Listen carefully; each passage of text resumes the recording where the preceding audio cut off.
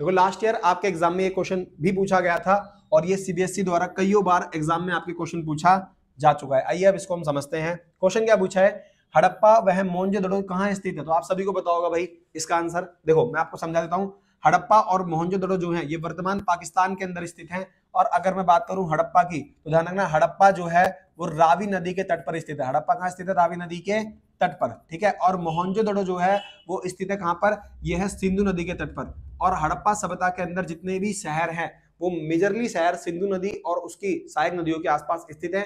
इसीलिए हड़प्पा सभ्यता और सिंधु घाटी सभ्यता, बात समझ गए, इनके नाम है। हड़प्पा सभ्यता इसलिए नाम पड़ा था हड़प्पा सभ्यता का क्योंकि इसका खोजा गया सबसे पहला स्थल हड़प्पा था और हड़प्पा की खोज 1921 में दयाराम साहनी ने की थी, ठीक है, जॉन मार्शल के अंडर में।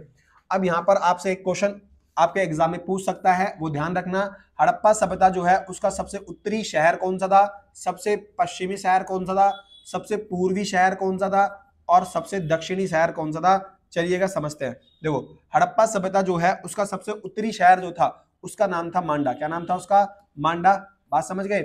और इधर जो सबसे पश्चिमी शहर था उसका नाम था सुतकांगेडोर। क्या नाम था उसका? सुतकांगेडोर। अब ये सुतकांगेडोर था, ये सबसे पश्चिमी की तरफ था। और इधर था आलमगीरपुर। क्या था? आलमगीरपुर। ये क्या था? सबसे पूर्वी। और नीचे जो था वो आपका दाइमाबाद था। क्या था? दाइमाबाद। अगर कल को क्वेश्चन पूछे कि हड़प्पा सभ्यता का सबसे दक्षिणी शहर कौन सा था तो आप बोलोगे दाइमाबाद। सबसे पश्चिमी कौन था? सुतकांगेडोर। सबसे उत्तरी कौन सा था? मांडा। और सबसे पूर्वी कौन सा था? आलमगीरपुर। आई होप आपको समझ आएगा। जय हिंद।